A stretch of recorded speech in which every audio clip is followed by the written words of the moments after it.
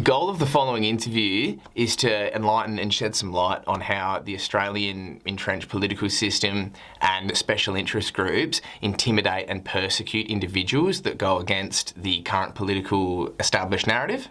In no way do we encourage or endorse any sort of hate speech or discrimination against any minority groups, religious groups, ethnic groups. You may not agree with some of the views in this interview. However, to promote free speech, which in Australia is not constitutionally protected, is to promote a wide range of views which dissent from the mainstream political establishment. That being said, enjoy the interview. Enjoy. Welcome to a very special little episode of the Left Hook podcast. I'm James. I'm joined by my ineffable co-host Jordie, as per usual, here to deliver, to counter the mainstream narrative right cross with a strong left hook. We are very happy today to be joined by a very special guest, Habibah. Hello. Hello. Thank you very much for joining us. What an honour to be here. Yeah, thank you very much. I'm personally honoured too. We have essentially we're going to be conducting an interview with Habibah today because she has a pretty interesting story. You're quite a prominent activist in Adelaide in the pro-Palestine community. Yeah. Yeah. Could you just introduce yourself and tell us a little bit about yourself? Well, yes, that's right. Thank you for that lovely introduction. I'm a university student, graduate and now student again, and activist organizer. For me, my politics is anti-capitalism, anti-imperialism, and that does translate through Marxism, Leninism, socialism. Wouldn't say I have a very definite sort of identity with that, but embracing the solutions, which is a alternative to capitalism. And for me, that's really important. I am doing journalism as well for work, a writer as well, and mainly organizer. Yeah. So again, way smarter than me and Jordie, I think. Oh, no. So anyway, so Habibah, we wanted you on the podcast so that you could discuss a prosecution against you that began at the end of last year after the October 7th attacks. So I think we'll just begin by, can you tell us what happened from your perspective and in your words? Oh, absolutely. Look, it's not every day you get charged with terrorism, so this is going to be a good story. Yeah. Last year, October 7 happened. Let me run you through my day, what happened. Please. I went to a Black Lives Matter protest that was happening nationwide in Australia. I went to the one here in Adelaide. It was quite a small one. It was protesting black deaths in custody. That happened in the morning time. And this was a few days after I had just come back from Iran because I was there all of September for a holiday. So this matters. This point matters. Yeah. And me and my friend were there. Then we went for coffee. We sat down. We were just talking about the rest of the year. What is that going to look like for us? What do we want to achieve? How do we want to send off the year? It was such a beautiful conversation. Went home, Twitter, saw that the siege on Gaza has been broken by the Gazans themselves. I saw that photos of kids on Israeli tanks doing the peace sign. I'm like, wow, this is incredible. Just like a whole bunch of tweets, one after the other, because I follow only a certain type of demographic and people. So my content was based on just, yes, liberation is on the horizon. Palestinians are protesting. There's been a call out for a third intifada. I'm like, oh my goodness, it's here, it's happening. So I go into it up and I tweet, and we can put it up on the screen if you'd like. I tweet, paraphrasing here, liberation is on the horizon. My heart is so happy. I'm with Palestine. My heart is with the resistance. And so that tweet was sent with a photo of the Palestinian kids doing the peace sign on an abandoned Israeli tank. That sounds pretty inoffensive, to be honest. That sounds quite benign. Thank you. Yeah. I agree. And then the news broke out that the IOF, and I'm going to say IOF, not IDF, because they are an occupation force, bombed and attacked Lebanon. And this was October 8th, I believe. So I tweeted, thinking I'm so funny, I tweeted, oh, well, look, Israel just signed its death warrant. Send it off via express post. My boys in yellow, do your thing. Right? Oh, wow. And it was a quote of a journalist from South Lebanon, and I re-quoted that. So not your words. No, that was my words. The news was of a re-quoting tweet from a journalist in Lebanon. Happy days.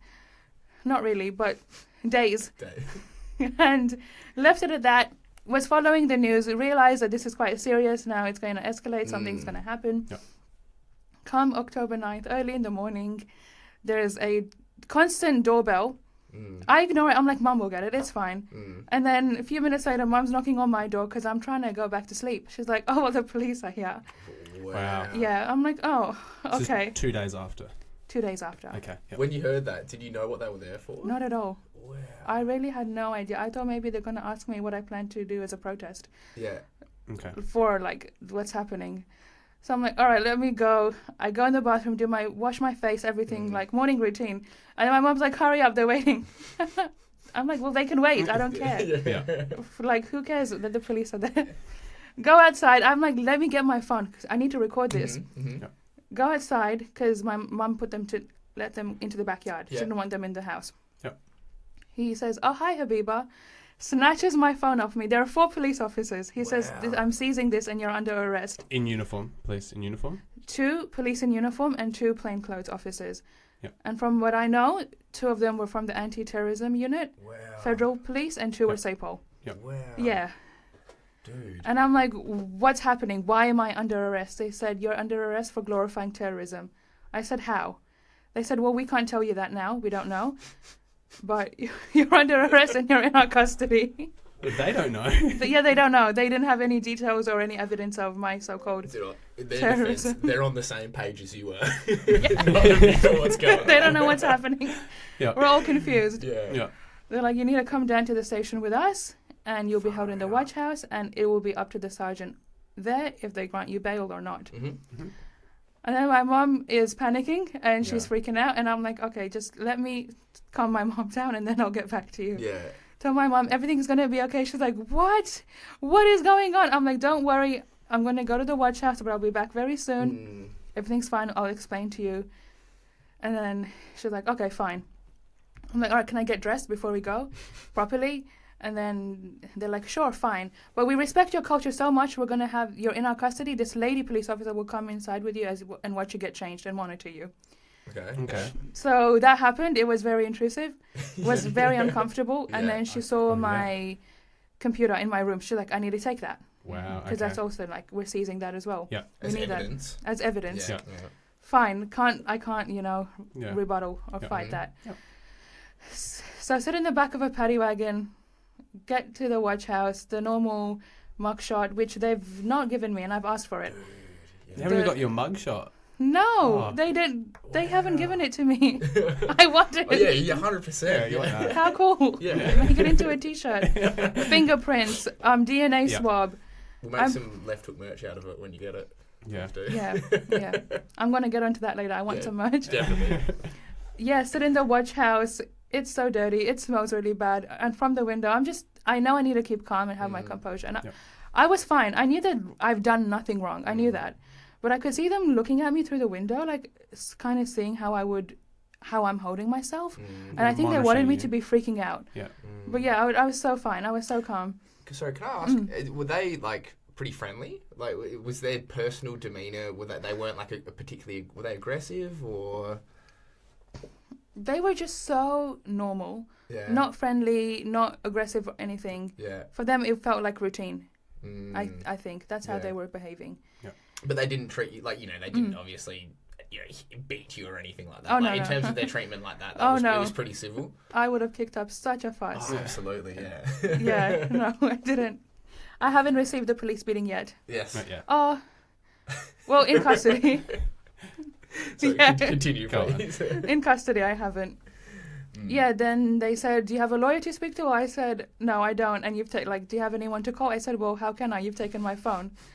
And they're like, all right, we're going to give you a lawyer to speak to. I said, cool. Spoke to the lawyer, and the lawyer told me that they're going to take me into interrogation next. And because they've given me absolutely no details of my charges, I shouldn't answer any questions. Wow, yeah. And then I just asked a few questions of how long can they keep my items for. They said as long as this case is going to be ongoing for it, they have the right to hold that, again, like hold it with them and just look through it completely. And I'm like, oh, so inconvenient. Anyway, Went into interrogation, and the charges were for they were under extremism charges, which is South Australia has a whole bunch of new laws, most recent, like past 9-10 months, Yeah, right. with that, and that was what they used. Yeah. And they quoted me my tweets, Wow. and I couldn't help but giggle, and they were like, "Oh, we're really good people. Would you like a glass of water?" I said no. They said, "Well, we're not gonna put anything in it." I said, I don't want your water. Yeah. Thank you. They're like, okay. Yeah, and then signed bail, left. Had to calm mom down again because her world was ending, really. Yeah, Poor thing. One thing is, I would recommend no one to ever get arrested in front of their parents. Oh, goodness, yeah. Never. Yeah. And then got hooked up with an amazing Palestinian lawyer, Abby Hamden. I have to give a shout out to her. She helped me through my case. It was constant media attacks, and the media lied about so many things. Yeah.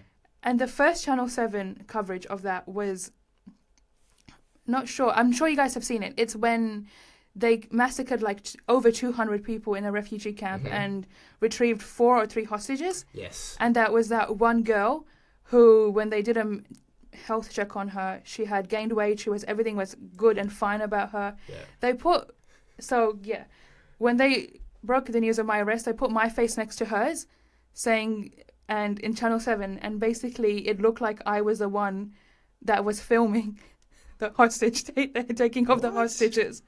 Saying, and we can play it. I can send that to you guys. Yeah, please do. Wow. It's like fake news, right? They made me look so evil. Yeah, well, that's how that's and I recognized her face. I knew her face. Oh my God! Yeah, she was fine and alive and healthy. Yeah, and I believe a few of the prisoners said, "Yeah, well, they actually treated us really nicely." One of them got made a birthday cake. Oh wow! Yes. My goodness. While being hostage. If only it was reciprocated by the. If only it was by reciprocated. The IOF. Yeah. Please continue. Yeah. Court dates after court dates, they kept adjourning it because they couldn't find evidence. They had my items. It was probably the most annoying and difficult thing for me during this period was because my privacy was being invaded by these policemen. Yeah. And as someone like me who is a hijabi Muslim woman, that's a very important boundary that I have with people around me and how I hold myself in society, how I participate in society. So that was hard. I knew that they could not come up with anything against me, but I also knew that they were unprincipled enough to use me as an example for whatever they wanted. Yeah. I knew this was an intimidation tactic from the very beginning. And I think they wanted me to stop whatever I could have done for Palestine, for activism, and I didn't let them. I didn't stop. Was there any fear, was there a point, if you don't mind me asking, during this whole process where you were scared, where you're like, oh, even though I know I haven't done anything wrong, they still have the power? Does that kind of make sense? Was there a point where you thought maybe they will just Julian Assange me and it doesn't matter that if I've done nothing right or wrong, they'll just throw the book at me? What are the consequences of being charged with that charge? I was facing up to 2 years imprisonment. Far out. Wow. $10,000 fine. Wow. Ridiculous.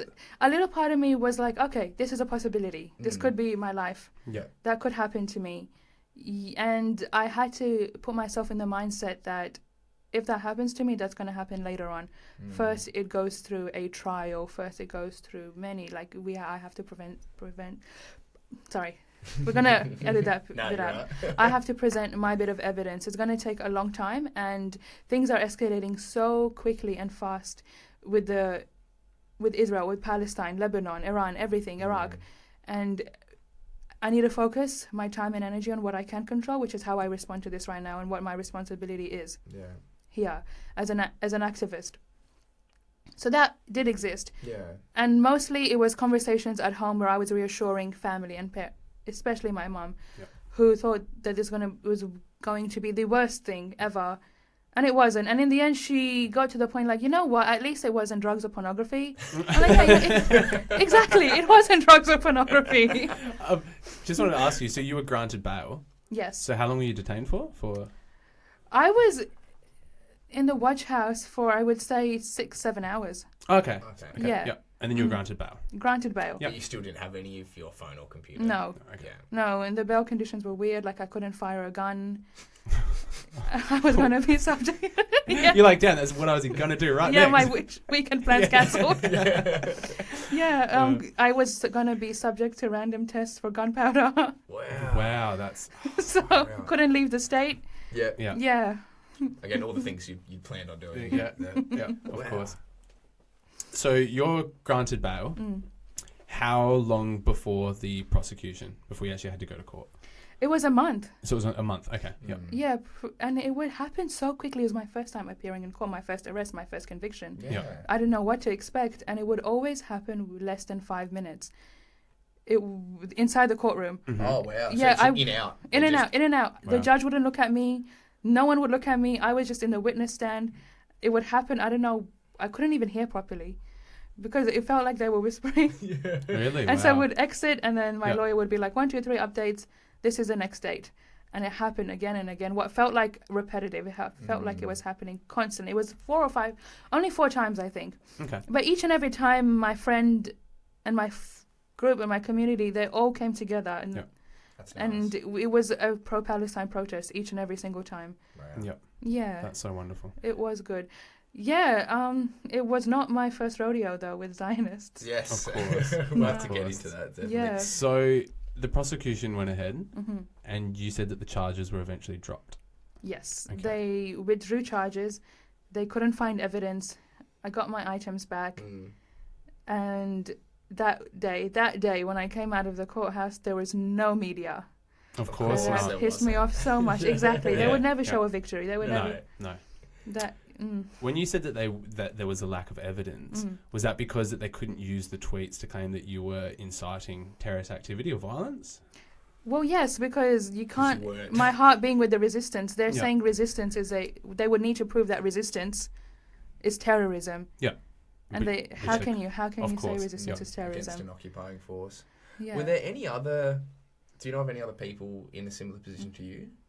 Like that got charged with similar things just for, benign tweets? No, I don't know. And in Wow. fact, so many people with such high-level jobs that are government jobs essentially we've said worse, but we've never been charged. Yeah. We've never been in trouble. That's what I mean. I've seen... Yeah, I reckon I've seen far more inflammatory tweets, even on, and I haven't heard of that at all. Yeah. Do you Yeah. think it may have been connected, if you don't mind me asking, to the fact that you just came back from Iran?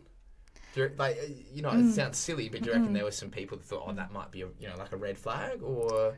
I definitely think so. Yeah. I think that it's very related. I remember one time came back from Iraq and I was I was like 17 in the airport, detained for like 6 hours by the police there. Oh, right. And back then I didn't know my rights. I didn't know that they could go that far. They looked through my emails.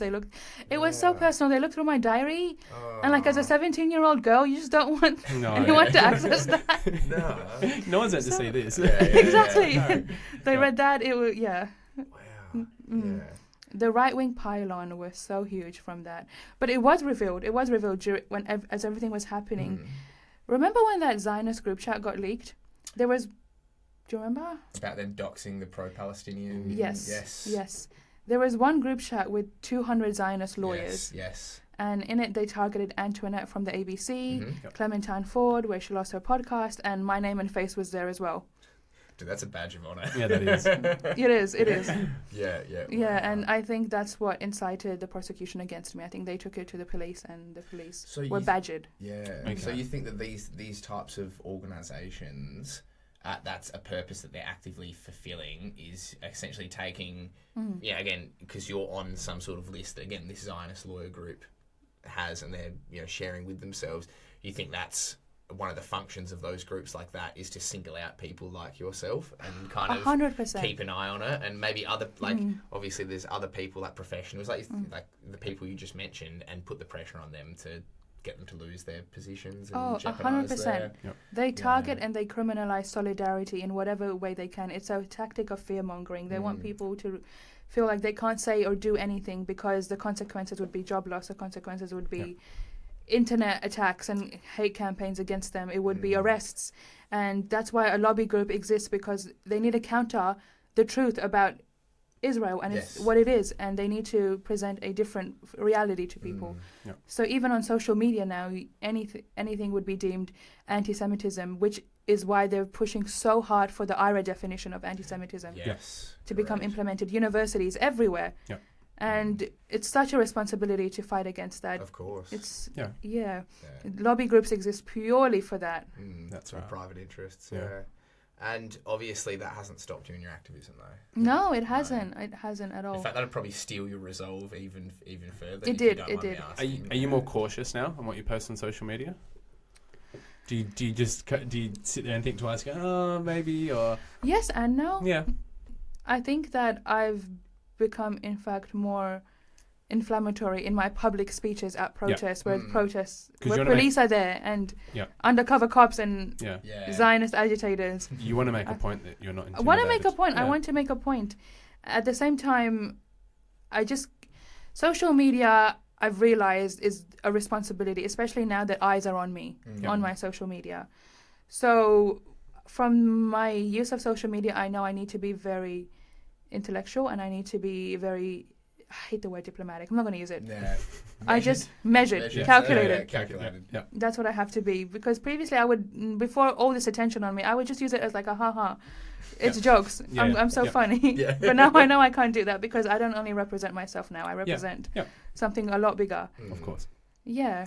That's a big But responsibility. I say it for what it is. Oh, constantly, Israel is a terrorist state. Yeah. And It is fun. Again, it is funny that obviously your charge was inciting terrorism. Again, because you're making a post that is protesting, again, a terrorist state. So that is kind of a bit like the irony isn't lost on me, I don't think. oh, I don't think it and should be lost on everything anyone. that would happen afterwards. My goodness. In Sydney or Melbourne, when they threw the firebomb at the Palestinian man's house. Yes. That guy that threw the firebomb wasn't arrested or charged. Of course. Of course not. Why would they? Why would they? Why would they? This Yeah. is something that we've talked about previously on the pod as well, is that here in Australia we don't have constitutional rights to support freedom of speech. So at every moment, even when we're just discussing these things, we do have to be very cautious. Where in America, for example, because we do listen to a lot of media, independent media that comes out of America, is that they're quite blessed that they do have those constitutional protections because they can say what they want, and that does allow hate. And trust they do. They Oh, do. Yeah, But here in Australia, we do not have a Bill of Rights. We don't have that No. law that protects Yeah. us. So you have to be very careful about what you say, and it can be politicized, like in your case, and weaponized against you so easily. But again, that sounds like such a benign post. You know, Yeah. you weren't out there calling death to all. You know, you weren't saying No. death to all Jews or anything. wasn't crazy at like all. That, or you know. At all, I wasn't. Oh my goodness. No. Mm. Yeah, anti-Semitism is a system of oppression that we fight against. Of course. Knowing full well Palestinians are Semites. Yes. Yeah. Yes. they And are. anti-Zionism is a lot different Of course. Of course. But than anti-Semitism. Of they've been course. able to equate the two so well, though. And They yeah. have, and lobby groups do that. Yes, Hey. that's right. That any sort of criticism of Israel or Zionism is equated as anti-Semitism. Anti-Semitism. Yeah. And our politicians support it, and Peter Dutton inflames it. Oh, To so all kinds of levels. much. How do you think that these lobby groups, to what extent, if I can get your opinion as you've been on the receiving end of this, to what extent do these kind of lobby groups and influence operations actually influence the government on higher levels in Australia?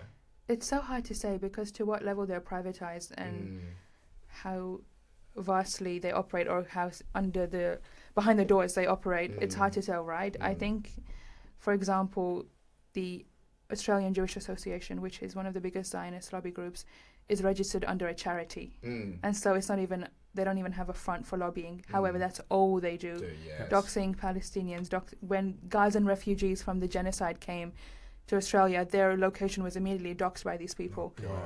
Horrible. Yeah. Really. Yeah. unpleasant. So I think a lot of them do exist. We counter-protested the Australian Christians for Israel.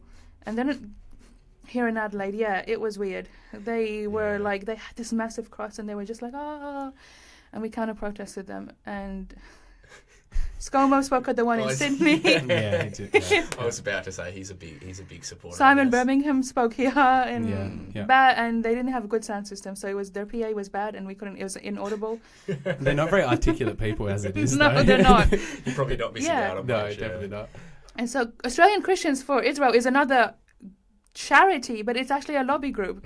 Anyway, Of course, yeah. so it's hard to tell. To your knowledge, are there kind of Jewish community groups in Australia that are anti-Zionist? Because I know in the United States, for example, they do have there's quite a big movement of Jewish people and organisations that are against Israel. Yeah, Jewish Voice for Peace. Yeah, because amazing. And they also believe that what the state of Israel does goes against basic Jewish beliefs. I think it personally goes against basic human beliefs, regardless. Exactly, Of, it does. regardless of religious creed. But to your knowledge, are there any Jewish groups in Australia? I have a friend who was kicked out of their synagogue for going to pro-Palestine rallies. Wow. Here in Adelaide. Here in Adelaide. Wow. That's right. Yep. And this friend is also Indigenous. I don't think I can provide further details. No, of course No, not. Yeah. that's fine. For their identity, of but course. that's all I know. I know there are. Someone in Adelaide Students for Palestine is Jewish. Yeah. Okay. Wow. Yeah, there are. I don't think there's a set group, Okay. But they exist. but these individuals exist, and they Yep. are part of other groups and just the broader public that support Yeah. Palestine. I think it's kind of sad as well because I think lots of people, again, just viewing it from the outside, lots of people will equate the Zionist movement with all Jewish people when so much of the time they're equally as much almost victims, Of you know, course. as the occupied population, which I think is quite and equally as much as victims as you are yourself, which is a bit messed up. But yeah. Oh yeah, no. Israel was not created for a safe haven for Jewish people fleeing persecution. In No. fact, it started before World War II. Yes. The project of Israel, absolutely. And I would say that Netanyahu himself, which is probably one of the worst criminals history has ever seen, is anti-Semitic when he went and said that actually it was not Hitler that was the cause of the Holocaust. It was this Arab Muslim imam. Yes, Yeah, that's right. Mufti Yes. of- Yeah, Yes. So, like, if you're going to deny, that's Holocaust denialism to me. Yeah, of I course. agree. Yeah. Habibah, you also spent a lot of time at the encampment at Adelaide University as well. Yes, I did. The Okay. Gaza Solidarity Encampment. Can you share your experience, please? No, so proud to be part of that encampment and help it run. Mm. I think it was one of the biggest pro-Palestine events to happen in Adelaide. Yeah. So incredible to be part of the global student movement, where Gazan journalists, Instagram journalist Bisan, from I'm sure everyone knows her name by now, said that that's the first time she's felt hope, seeing that as refugees in the Rafah camp and everywhere were riding on their tents. Thank you to the students, calling it the student intifada. Yeah. It was so brilliant. It was so nice. We got so lucky with the weather because it didn't rain on us during our entire occupation of the lawns. And it was morning starting off with meetings discussing the political updates of Palestine, Israel, US, Australia, and then camp agenda, what we're going to do, teachings this time, this protest, this reading group, this working bee, and then this protest and building for that.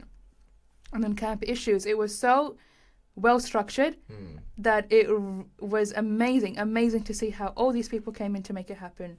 And this is all organic, like pretty much organic grassroots, all from the students there. Yeah, Wow. that's right. That's right. And the community support we received every night, we were fed delicious dinners by Palestinian aunties and grandmas. That's wonderful. It was so sounds like a great time. nice. It was a great time. That's Incredibly cold, but worth it. We had night shifts. We had, because of the safety reasons. Of course. The firework attacks. Yeah. Yes. Badge of honor that happened to us. Absolutely. We built a campaign from that. Educated students and staff, people came down to speak to us. They didn't know how entrenched the University of Adelaide, which is the most militarized university in the country, is with the defense industry. Yes. So it was we occupied there, and we forced the issue of Palestine onto that campus that wanted to depoliticize itself so bad. Yes. We had confrontations in which we debated and argued, and sometimes people were like, okay, I see your point and I accept this, I'll take it on now. Yeah. So it was all done in good faith. Did the staff join in from the university? Were they receptive to it? We had some staff come by, share their support with us, take photos with us. We had one where a dinner with the staff we invited them. They signed on to the open letter addressed to the Vice Chancellor, Peter Hoy, the awful man. Yes. And so it was great. It was great. I know that they tried to shut it down. I know that Peter Hoy sent an email at the beginning of the encampment to all students and staff, which you've probably received. I received the email every week. I had a little weekly update on the email. I was like, okay. That it's okay. Oh, we support free speech, but if they do anything that is upsetting to you, let us know immediately. Yeah. And then at the end of each email, it's like, these are the religious and like racial laws that the university has to follow by, and it's like at the end of every single email, it's like, okay. Yeah. So most of the other students were pretty receptive. Like most of the people you interacted with were quite receptive to what you were doing. It was quite positive. Yeah. I think good. the issue of Palestine has awoken a consciousness within people that probably didn't exist before. Probably they didn't know. Yeah. So it was very, very lovely. The student union and the SIC, which is mostly right-wing students, completely ignored it. Student media, which is a right-wing editorial ship this year, completely ignored it. And to me, that's being extremely undemocratic. Something so huge is happening on campus. Yeah. How and why haven't you commented on it? I think it demonstrates the fact that they don't have anything to rebuke you with whatsoever. Is that they just they're politically inept. They don't really have anything to come to you with. It's such a shame because the student union, the SIC, is a governing body for students, and they need to be political. They have to be. Not taking a position on this, acting like it's not there, acting like it's not happening, is basically helping the Zionist agenda on campus. They've tried to shut it down so hard. They campaigned against us so bad. We got attacked multiple times. Yeah, I was going to ask, were there any kind of reactionary forces or like student groups or anything that would try and disrupt or... In other cities, yes. Yes. In other cities, they came to protest hate, as they said, because that was camping is hateful to them. Yeah. It sounded like a very hateful encampment, eating lots of nice food and educating each other. The advertiser was such a joke. They wrote an article on us saying that we have access to showers and electricity, so we're living luxuriously. Oh, of course. Really? You could wash yourself and charge your phone. Yeah, the luxury. My God. Check your privilege. But what even... Like what point are they trying to make? What are they trying to? Yeah, no one said we wanted to live like a hooligan. No, but did anyone from the advertiser, for example, while on the subject, did anyone interview you? Did you have anyone from the media? Yes, interviews happen every time there is an attack. So that's something. Yeah, we had hecklers walk by every now and then. So Adelaide, journalists from the advertiser came down and spoke to you? Yep, Channel 7 covered it, Channel 10, 9, Did you then Sky News. Did you follow up and watch the coverage or read the articles? And were they just completely warped? We did. Oh, they tried to make us look unserious. But we had a strategy from the very beginning. We had media liaisons and a strategy from the very beginning that each and every question that was answered, we won't act like victims. Oh, we're attacked. Oh, it's so cold. It's going to be, this is a protest. These are our demands, and just bring it back to the university, where the answer has to be political and it has to be exposing the university, exposing Zionism and what we're trying to do about it. Yeah, of course. Wow. Yeah. Well, it's funny because that seems to be the only, I guess, weapon that the mainstream media. It makes it seem like globally type thing in the United States. In Australia, it seemed to be trying to essentially infantilise all the protesters and make them, again, be the entitled, loony left, you know what I mean? And that seemed to be the only angle that they actually had any ground to stand on, I guess, publicly acknowledging what you're actually protesting against and what the point of you being there is just publicly acknowledging it. You've kind of already lost because it's an indefensible position that they're holding. Well, but I was going to say, you look at the rhetoric that was coming from Peter Dutton and the Liberals. They were calling them encampments of hate and anti-Semitism, which if you went down and just spent 5 minutes there, you're actually a very hateful person. I don't like the way you're sitting here so talking. Hateful. Yeah, we should just go back to where we came from. We should just go there. If we care about Gaza so much, why can't we just go to Gaza? Go to Gaza, goodness. We had these luxuries like, water and electricity. It's so it wasn't a true protest. Check your privilege. Check it. Shit. So how long did the encampments last? Ours lasted for 29 days. That's and pretty awesome. We wrapped it up as Sport Week was wrapping up as well, and classes were completely stopped for the holiday period, and there were no students. So we said this encampment itself for now had stopped and wrapped up. However, the campaign continues. Of course. And it built into now planning an SGM, which is going to happen. And just a continuous campaign, however we can, because we're not going to stop. The demands are going to be there, and they're going to be asked for in different ways. And however way that will be asked will be determined by the best time campus and the best way that campus can afford us that. Elbit Systems, when RMIT University cut ties with Elbit Systems, that was a years-long campaign. Yes, It wasn't yes. a spontaneous over the night. Mm. So I guess it's thing. you need Yeah. to keep the pressure up. Keep You the know, pressure keep up. The pressure up. I think you've actually mentioned this before. Maybe not on the pod. That was some research that you did where you were saying how the main funding for Adelaide Uni specifically was allied health and defence. I think that was the big thing they were going to be funded for, which I guess ties into what you found while you were there as well. Allied Health. No, I think this might have been. No, I don't think that was me. All right, I might be Yeah, completely yeah. incorrect. That's Let's just all right. ignore that. But So, that does exist. It Yes, does. Yeah, that's it what I thought. Yeah. Yeah. so you weren't at university while you were in the encampment. No, so I was there playing the role of a university graduate, Okay. Yeah. but still knowing that all my HEX money went to that university. Yeah, So yeah, of course. Yeah. I am going to stay at that university and use their electricity and water Yeah. Yeah. and For as And long be a as you nuisance can, to man. them. Yeah, for as long as I absolutely. can. And so, were there any consequences at the end of the encampment? Were Oh. you pursued in any way? Did the Yes. university try and single you out? Yes. You were There as was. well being charged with like a terrorism charge all the while this was going on as well. No, so that had dropped. Oh, dropped. so that that had dropped by dropped. this stage. All right. Yep. And so I was a free woman. I said, okay, let's the next best thing, encampment.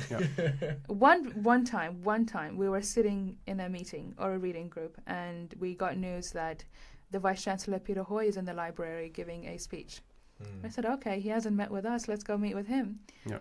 Let's go, because this man needs to be asked questions and he owes answers to the students. We went in pro-Palestine, free Palestine. It was a group of us, 20 or 30 people at this point. It was late in the afternoon. And realizing it's a First Nations conciliation event, we're like, oh, we don't want to interrupt this. So we backed off and left. But before we left, at the corner, Peter Hoy, you need to come and speak to us. I gave an entire spiel. 50,000 kids have been killed from weapons that Allied universities in partnership with left. And that's something. So consequences, yes, encampment wrapped up. My poor mum answers the door at home to a security guard from the university handing me a notice. Yeah. She thinks something's wrong again. She's freaking out. Yes, I received a notice, a disciplinary action from the university. Other students did as well. Yeah. For abuse, because Peter Hoy felt abused. Oh no. So it's from that incident. And property damage, because the grass on the Matt's lawns from the tents. Yeah. Wow. Yeah. So those two reasons, disciplinary measures. Yeah. Campus ban, What a poor. So you- indefinitely. So you're banned indefinitely from going back onto the campus. Yes. What if you wanted to get into more debt and further study? Yeah. Exactly. It's so unnecessary It to does. ban me from campus. Of course, yeah. Well, And it's an intimidation tactic. It's meant Intimidation. to scare you and other students that. Intimidation. Yeah. They did give me a chance to appeal. So I said, please provide details of said abuse and Yep. said property damage. And they said no To They wouldn't- the appeal. to Or the details to being the. Okay. They said no details. Then none, and then came back to my house again. Yeah. This time I answered the door, I was home. Yeah. It was an indefinite ban. Yeah, it's very ridiculous. It's intimidation, of course, and they came out, they put up this massive new sign at the entrance of the university. I'm sure you've seen it, that no non-student protest is allowed, no protest on campus. Yeah. Wow.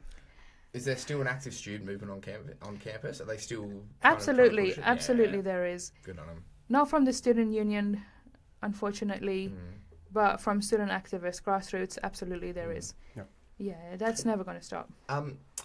If you don't mind, kind of winding back the clock a little bit, how did you get involved in activism, and where did your political awareness on this subject come from? Is this something you've always kind of been aware of? Grew up learning about activism and the world. As you know, I watched on the news my parents, the 2014 genocide in Gaza, all of that. University got involved pretty immediately. One of the first protests as a first student, like a first year student, few weeks in, fresh, protested against the Ramsey Center being established at the university, and that was successful. That did not get established. What? What was the Ramsey? The Ramsey Center was, I forgot his name. That right wing. Not Gordon Ramsay. No. No. For what they wanted to bring in the Bachelor of Liberal Arts, and it was basically denying Indigenous history, Oh, wow. What's his name? I forgot.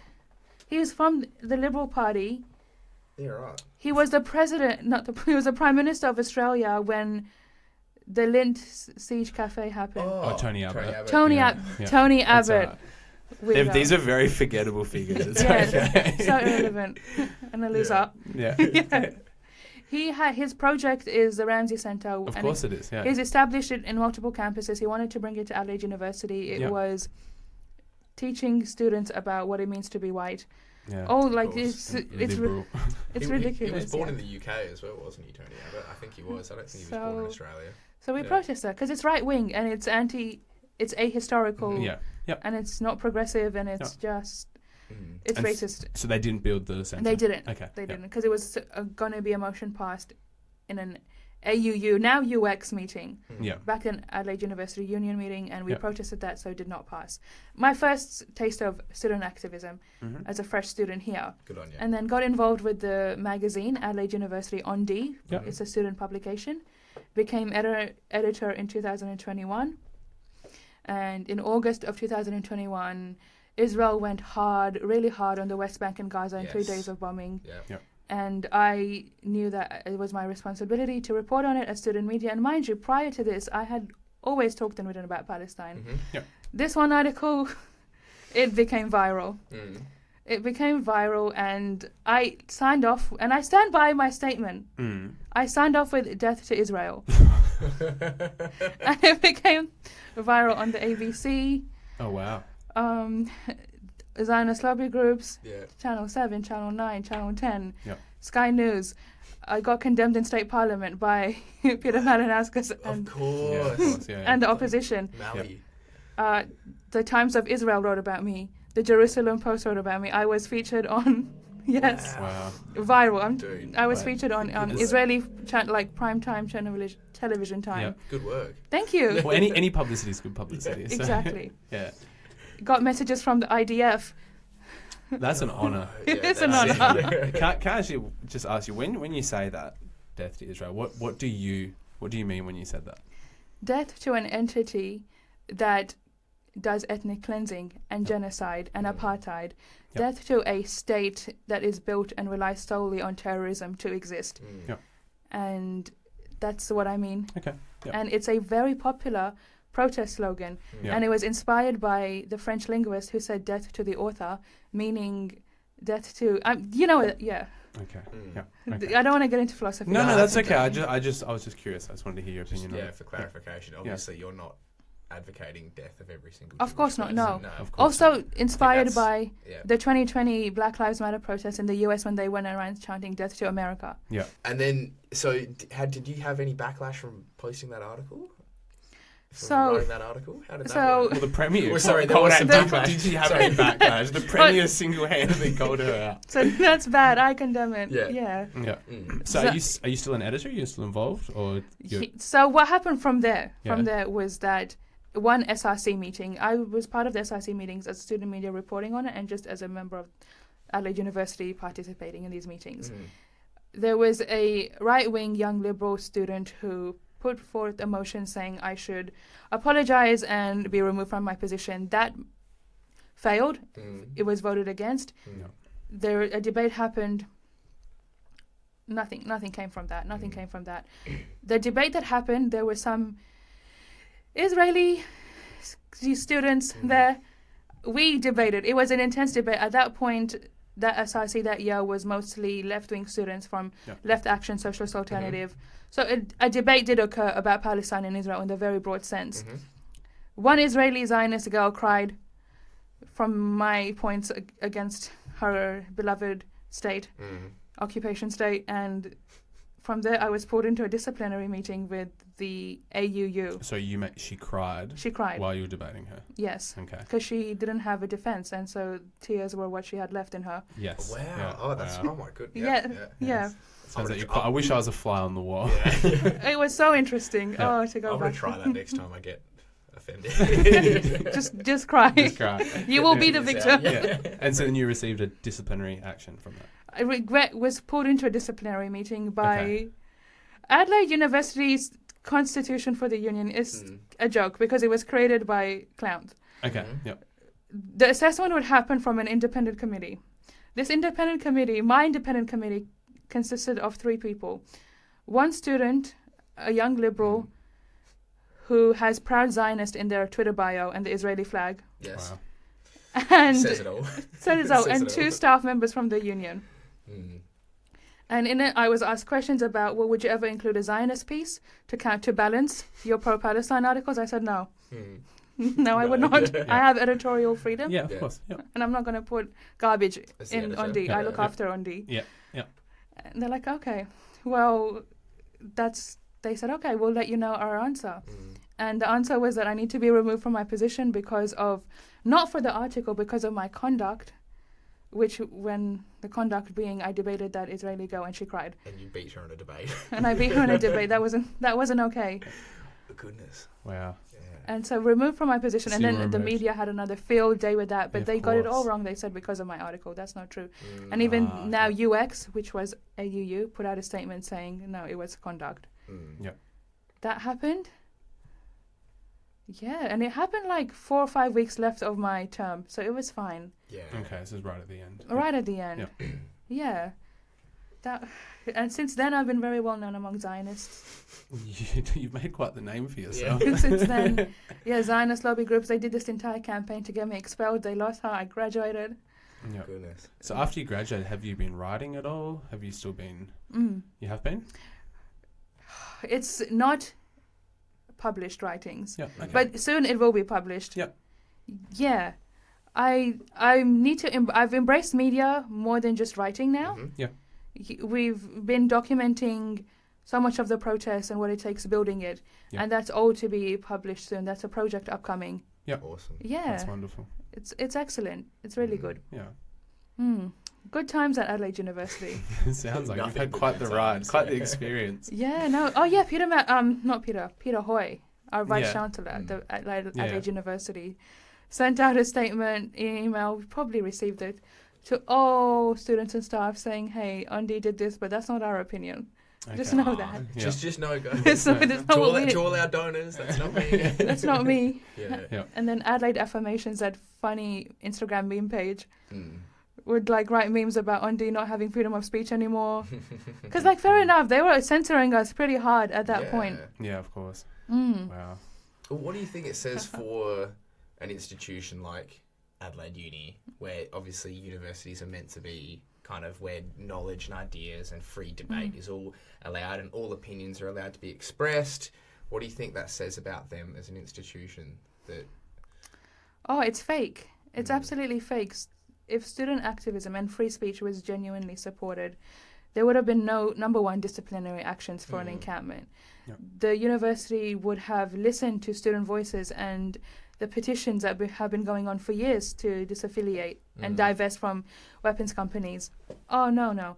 One thing I will say that I'm very proud of, that I've left behind a legacy at Adelaide University, there was a point where they wanted to adopt the IRA definition of anti-Semitism because Zionist lobby groups used my article to make their case in that. And I was part of the protest against that. In fact, I even crashed one of the board meetings by myself and like begged and pleaded. And they said, you need to leave. I said, okay, get security then. Otherwise, just let me make my case. They said, fine. And then I gave this emotional like speech about, don't do this. yeah. Humanity. And they didn't accept it. Oh wow. Well, So that's good. technically, by law, you can criticize Israel at Adelaide University. Thank goodness. Thank goodness. Hopefully, let's all continue to criticize. Otherwise, the Israel. encampment would not have been allowed, I think. Well, it would Yeah, have been, okay. yeah, it would Yep. have been illegal. Yeah, what a time. I believe that the gentleman who wrote that definition as well has actually come out and said that it should not be adopted. as law. Really? Yes, I have heard that. Yeah. Good. Well, good man. Good man. Yeah, take back what Yeah. you created. Mm. Where do you see the protest movement and the activism for Palestine in the future going forward? Do you feel it's going to be equally as strong, and do you feel that it is getting stronger with more awareness amongst younger people? And, You know, it's and hard to progressives? say because progress is not linear. And No. my personal approach is that each and every action must be escalated in the sense that how we protest should be more demanding and take up more space and time. Yep. And Sunday rallies that are happening in Adelaide every single week is very good for mobilizing people and for the public to see a Palestine flag, pro-Palestine chants, for the Parliament House to receive notice week after week after week of Palestine protests happening, the police, state resources being spent on us. That's all ways of applying pressure, yes.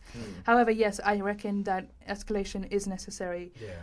I believe in socialism, so I believe in disrupting production and disrupting the line of profit is a very useful and correct tactic to have our demands met, because I know that Israel is a system exists that is profit before people. Yes. Of course. And so Australia as a state, our governments, these politicians, they're the ruling class, and they only care about profit and capital and accumulating all of that and plundering resources, having that power. So if that incentive is taken away from them, then they would have no interest in upholding the project of Israel. And what I mean by that is, use your rights, democratic rights, to protest. Every single way you can. South Africa said that they could have built their case in the ICJ because of social media use and all these protests happening. Yes. Yeah, of course. These Elba systems shut down in Melbourne because it kept getting attacked and targeted and shut. And I was part of the Rosebank blockade here that happened in Adelaide. Not sure if you guys have heard of that. I'm not aware. No. Please explain. So Rosebank Engineering is a weapons manufacturer, and here in Adelaide, in Port Adelaide, it's an entire factory where they build and ship off the tail components of the F-35 fighter jets that Israel uses to drop bombs on Gaza. I have heard of this place. I didn't realise it was in Adelaide, actually. In Adelaide, in Port Adelaide, in our backyard. Wow, just down the road. So months of planning, protested that 5 a.m. up and early, 3 people locked onto the gates, and production and shipping was shut down for 1 day from Rosebank. And Stephen Grant came, and the Police Commissioner of South Australia commented that we were wasting police resources. We had police SAPO, we had Australian Defence, we had anti-terrorism come out, and see what's up, because they had to shut down the entire road. They had to bring in all these safety crew people to first assess the lock-on people. It was knowing full well that this was going to be a protest and that was going to waste so much time. That was a very effective method. Of course. And I'm all for disruption. It's very good. It's not violent to hurt property. It's not. And number one, violence is also so arbitrary. It's a social construct. It is, of course. State has a monopoly on violence. Yes. Always. Yes. Yeah. Of course. Especially when in Gaza at the moment, the violence that's being prosecuted against Palestinian people is so horrific. Yeah, that's right. And then they try and put it back on you and say that you're being violent and damaging property, especially to a weapons company. To a weapons company. That is enabling designed for violence. Said slaughter. Yeah, it's absolutely horrific. So to answer your question, I'm very optimistic. I'm very hopeful. Number one, in the solidarity movement coming outside of that region, but also in that region, the resilience of these people. Yeah. And these people fighting bombs and bullets with their chest. Yeah. It's a human right. It's a human right to resist. Yeah. I think as well, we've discussed this, but the contradictory nature of the state of Israel is such that it is tearing itself apart internally as well. So not much really has to be done from the outside to essentially allow that, just because it's so contradictory in and of itself that it just can't survive. I think that's my opinion. I think that we've seen a lot of that happening inside Israel. Settlements from the north have been completely evacuated. This society that is so sick and depraved to the point where they protest for the right to rape. Yes. Where polls and statistics show that 84% of them are for the genocide, where they protest food aid trucks getting into Gaza. This is a society that will collapse. That will collapse, Absolutely. We were just saying the finance minister, Smotrich, was lamenting in a speech recently. He came out and said, well, we can't starve all 2 million of them because the world won't let us. And you think, how is that? In what context is that an acceptable thing for a politician to say? You know, so I think it was day 1 or 2 of the genocide. Ben Gvir, or one of the Israeli politicians in the Knesset party, one of the came out the in a ghouls. televised address and said Yeah. that we are fighting animal people. Yes, that's yes. right. So there's absolutely And we're no fighting the Amalek The as well. Amalek, Yeah. no rule against us. Yeah. And Netanyahu coming and saying this is a battle of light versus darkness. We are children of light. That's the law of the jungle in Gaza. Can you I think imagine? you're going to take the words out of my mouth. So I was go going on. to say, can you just imagine if a leader of a Muslim nation said that? You took, Can you imagine? Or It- like if Vladimir Putin oh. said that, or if Xi Jinping in China said that. Yeah. Oh my god. Oh my God, the hypocrisy! is. That's It what is. this case has done. The issue of Palestine has unmasked so much hypocrisy, and it's only unmasking more. Israel has earned its social pariah status like Yeah, never before yeah. in the West. Absolutely. And it shows you, I think, how the media, how the propaganda machine works in Australia, because a lot of these crazy instances just do not get reported in the media. Where, for No. example, Putin will say something or do something, or something will happen in another conflict, and the media will just jump onto it like from day dot. But for example, with that instance of Israeli settlers denying humanitarian aid, or the comments of politicians from the Knesset, it'll be like an ABC article 3 or 4 days after the event. Yes, yep. They just kind of put it in there and then they move past, and it really shows you how the media here in Australia really molds the narrative. Or even you have someone like you from your own experiences, like a pretty benign kind of Instagram post, and the immediate mainstream media pile on that. No, Yeah. exactly, Yeah. exactly. You're What- not, but you weren't advocating for advocating starving 2 million people. Yeah, no, that's I right. wasn't. Yeah. Oh Yeah. my goodness. The Yeah. one point that I've made constantly when I've been asked, well, why don't you protest for Ukraine? That's what's happening there is awful. I'm like, yeah. Well, the reason that Ukraine isn't receiving this level of protest, and number one, the Australian government has responded to Russia. Yes. Russia's Putin has been sanctioned. Yes. Australia has taken a position, none with Israel. No. And that's why the demand is higher, and the genocide unfolding right now Yeah. needs urgent attention. So we are short on time somewhat. So Habibah, before we wrap it up, are there any other points that you wanted to address or anything you wanted to talk about? One more funny thing that's happened. Please. And it's just a sign of how desperate these people are and relentless.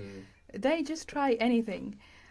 Yeah, I was taken to the Australian Human Rights Commission for racial hatred Yep. Wow. by a lawyer that works in the General Attorney's Office. Mm-hmm. And he asked me to apologize. He asked me to pay $10,000 to the Adelaide Holocaust Museum, which is a Zionist What? museum.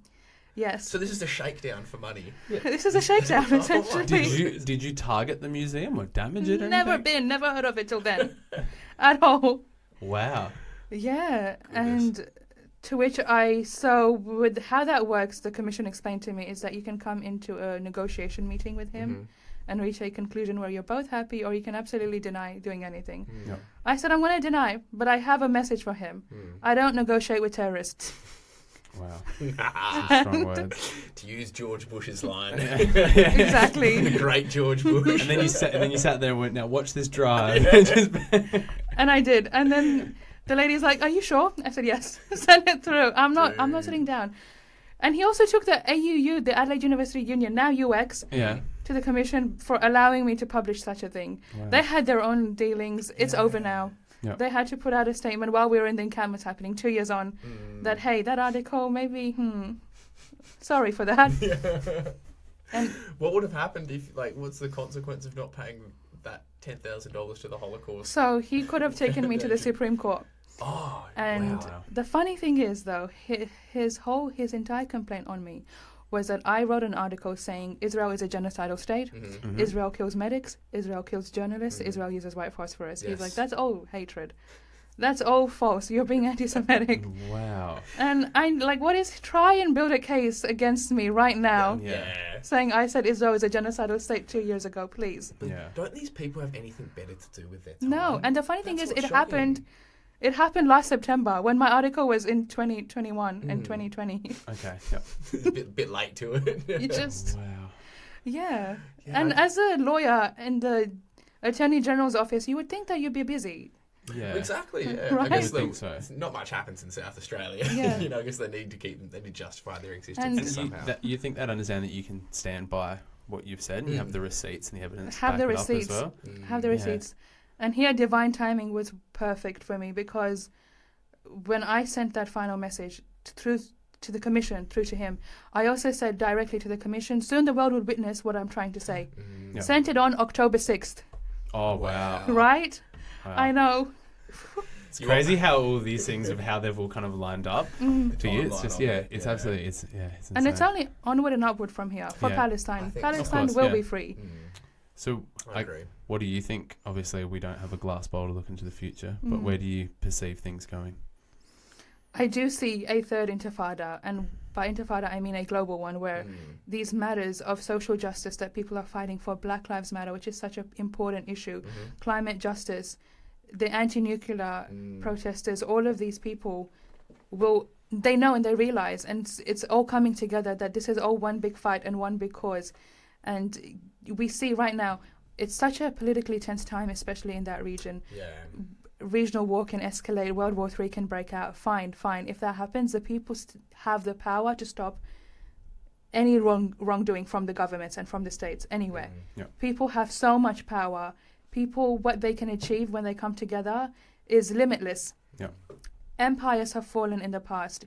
Israel is at its weakest right now because of its social priority status and because it's just spread out across multiple fronts, trying to fight multiple wars that they've started and initiated and think they can get away with. So our solidarity does not stop here. I started a group called Lil Aqsa, which in Arabic here means for Al Aqsa. Yeah. And it's also a promise. That's going to continue. A global resistance, global solidarity network is in the works where, connecting with activists across the world who are fighting these really worthy causes to come together to share ideas and share resources is what we're planning to do. And small and mighty, it's fine that right now, sometimes on Sundays, the numbers dwindle. That's okay. Yeah. It was wintertime. It was very cold. It's going to grow big again. The point is that we will not stop, we will not rest. And that was one of the most important slogans we had during the encampment. And it's something we carry on because it's a principle. We have something so worthy to fight for. We are fighting for liberation and freedom. And you can never take that away from a human being, that pursuit of that. Whereas if you're the one out here defending an occupation state, there's only so much you can give to that. After the Iraq invasion, and Iraq is still being invaded by US, but during that period where the US forces withdrew in 2012 after Obama's order, I think, the highest cause of death was suicide because of course it's going to affect your mental health. Of course that's occupying and the crimes committed in Iraq, the 1 million Iraqis, the torture camps. We're seeing it play out again. But people can't, that's not sustainable. People cannot continue that. Yeah. And it goes down to the human spirit. These fighters right now on the ground, it's not like they have access. They are probably all malnourished, sleepless, tired, traumatized, exhausted, but they continue because it's about resilience and resistance, and they always have that.